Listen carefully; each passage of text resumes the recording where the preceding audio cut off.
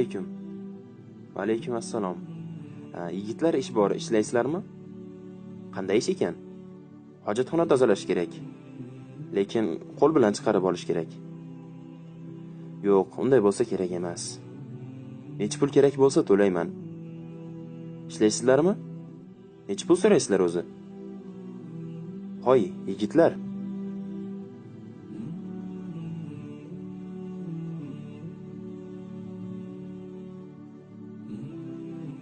Haligi yana keldi, kecha kelgan boradi-ku.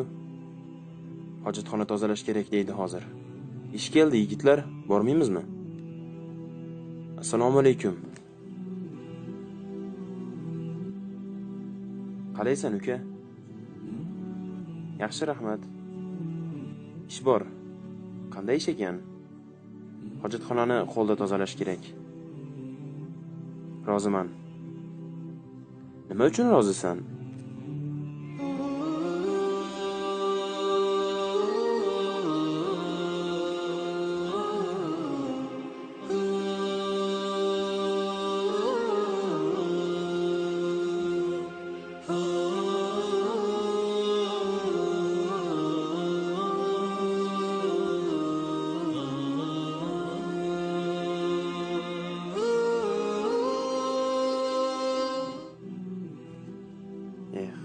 Ha, tushunarli. Men senda yigitni izlab yurgan edim o'zi.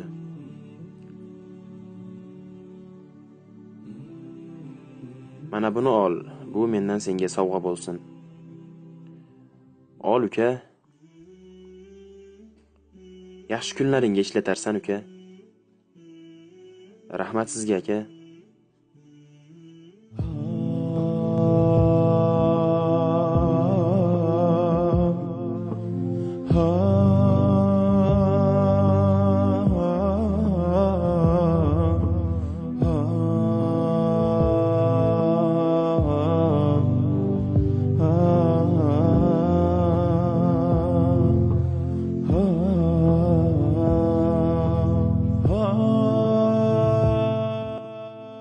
Allohga ming shukr.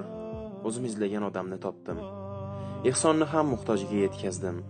Allohga hamd va sanolar bo'lsin.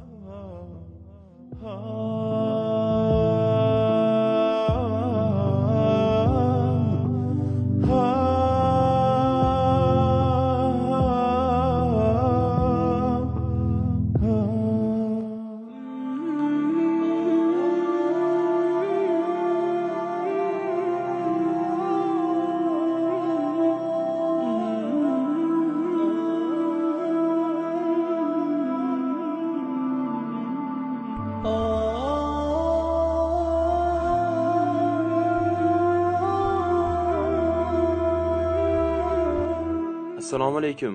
Va alaykum assalom. Oyog'ingiz qanday shikastlandi? Avtohalokatga uchradim va oyog'imni sindirib oldim. Ha, Alloh saqlabdi-da. Shu kungacha biron kimga sadaqa berganmidingiz?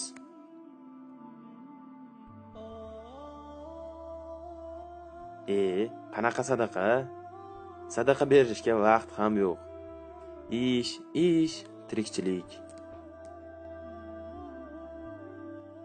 Payg'ambarimiz sollallohu alayhi va sallam aytganlar: sadaqa 70 ta baloni to'sadi. Alloh bergan boylikdan Alloh uchun ihson qilish kerak, birodarim.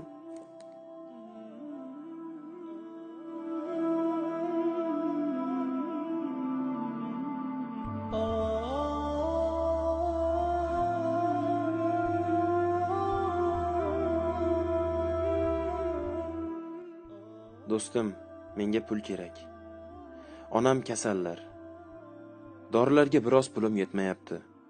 Biroz pul berib tursang yaxshi bo'larmidi?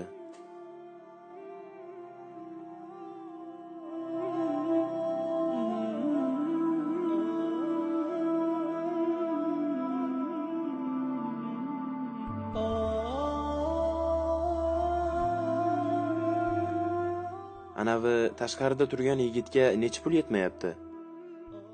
15 ming so'm. Ha, hozir. Mana 15 ming so'm oling. Iltimos, o'sha yigit kelib qolsa, dorilarini berib qo'ying. Ha, tushunarli.